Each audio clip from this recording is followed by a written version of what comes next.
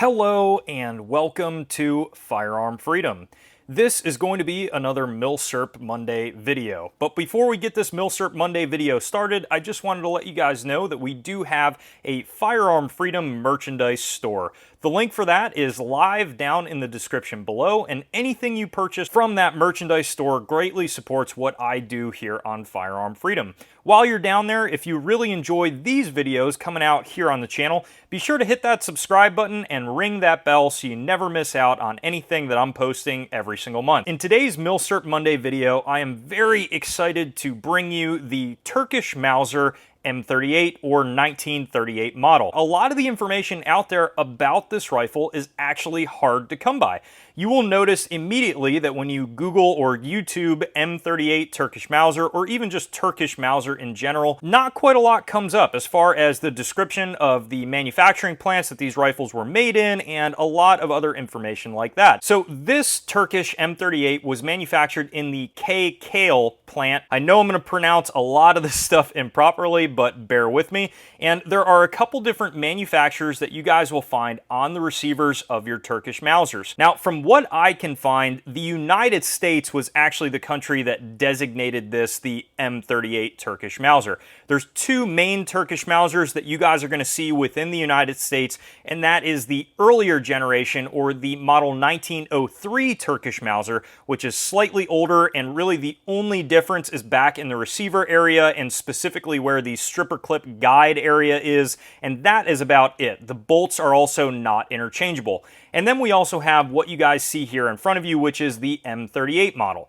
Now, from what I can tell, pretty much the only designation that this rifle got as far as the M38 Mauser was from the importers that brought them into the United States. I can't find anywhere where the Turkish government designated them as the model 1938 or the model M38. That very well might be the case, I just can't find any of that information out there.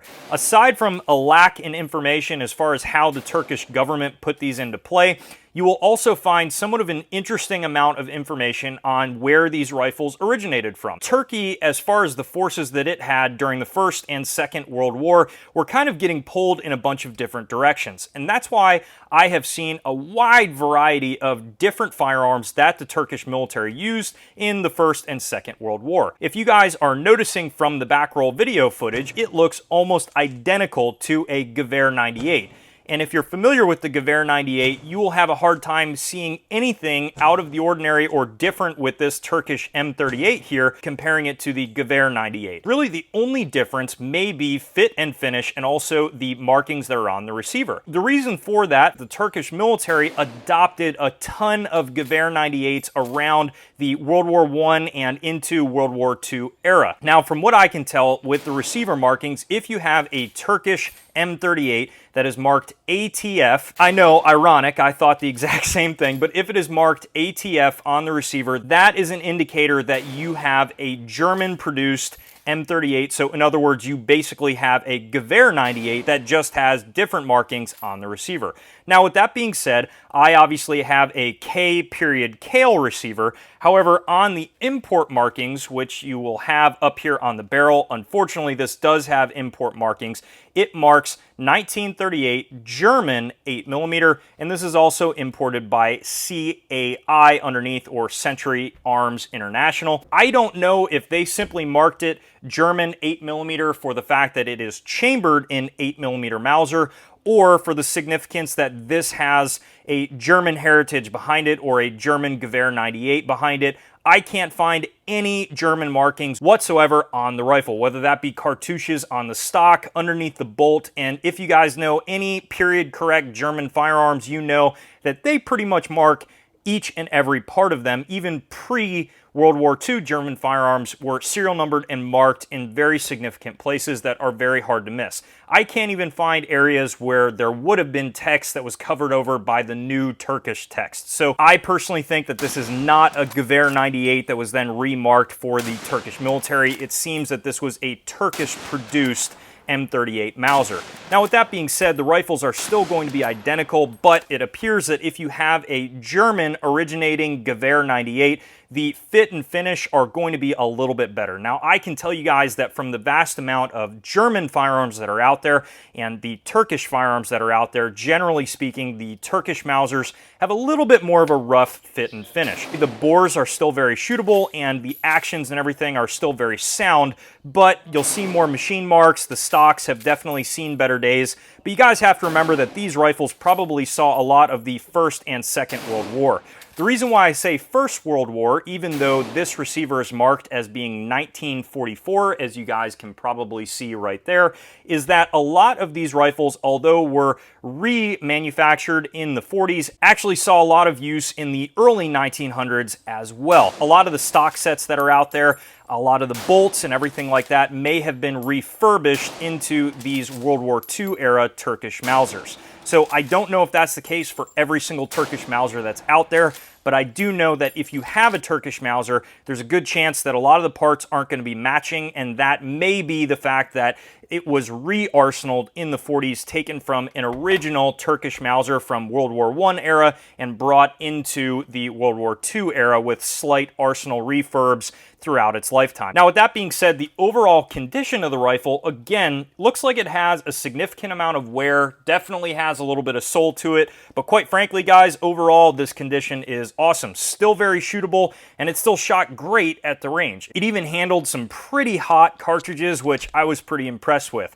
You guys will obviously know that the Mauser action is one of the strongest actions in the world, so I really didn't have any fears that I was going to have a failure with this action. Now, if you wanted to be 100% certain, you would obviously want to check the head spacing before you just went ahead and chambered whatever 8mm rounds that you wanted to, but I had no problems at all shooting some S&B JS marked 8mm Mauser and also some PPU 8mm Mauser. I shot 60 rounds at the range day that I had with this guy, and again, had absolutely no issues of any type. Now, I did notice a slight crack here. With that being said, I know many of you are probably screaming, hey, that was probably from the JS marked ammo. I can tell you guys that that was actually there before I started shooting. That did not get any worse, but it was there when I bought the rifle, so I know that that was not caused by the ammunition that I was using at the range day. That's actually a pretty typical crack that you see on a lot of Mauser variations. I don't know if that's from the actual manufacturing process of the stock. I've seen some cracks that are made much worse by overpressured ammunition, but in this case, I'm not worried about that at all. Now, I think probably one of the most surprising things about the Turkish Mauser here in the United States is the lack of desire that these rifles have. You will see a lot of things out there of people really kind of being so-so about these rifles. Really anything Turkish produced, I find a lot of people in the firearms collecting world are not really too interested in. If you go try to find a German K98 all-matching Mauser right now, the prices are going to be through the roof. But if you're looking for a Turkish Mauser, you can get almost the exact same feel as a Gewehr 98, but at a much reduced price point. I bought mine a few months ago at the used section at a gun shop for around $225 to $250. I can't quite remember the exact amount. But now, if you go to Gunbroker as of me filming this tabletop, you will see prices no lower than $350, and those are auction prices, so you know they're going to go up slightly. I was able to find one at a buy it now price on Gunbroker of like $550. That was definitely a much better representation as far as condition. The prices on this rifle and really all military surplus are kind of shooting through the roof more recently. So if you did want to pick up a Turkish Mauser, I'd recommend it sooner rather than later. What really encouraged me to buy this rifle, believe it or not, was the mini-series Gallipoli that was available for a short amount of time. I think you could still find it on Amazon Prime or something like that. But I saw this rifle being used in this mini-series a ton, and then of course I saw it at a used gun section and I just had to have it. It was super cool because I realized after pointing it out in there and then pulling up the Internet Movie Firearms database and realizing that that was a Turkish M38 that they were using in the production of that show. As far as the shootability of the Turkish M38 at the range, This thing is a shooter. One of the most interesting things though that I found right off the bat was the slightly added felt recoil compared to my K98. And it was surprising because I thought with the added length and weight of the Turkish Mauser compared to the K98, I was actually going to get significantly less felt recoil. It felt almost identical to a Mosin Nagant. So if you're familiar with the Mosin Nagant and kind of that nice little bite that you get from the recoil every single round, but as far as the bolt and the action working, it may look like it's seen better days, but I promise you guys it is extraordinarily smooth, and I had absolutely no issues running and gunning with this thing at the range. It was a blast. Loading rounds, again, no issues at all. Another really cool thing about this rifle is my Turkish Mauser M38 bayonet. It fits the rifle perfectly, and from other images online, especially of the sheath here, I have looked up comparing it to other Turkish Mauser bayonets, and it looks absolutely identical. So I am calling this a Turkish Mauser bayonet. Again, correct me if I'm wrong down in the description.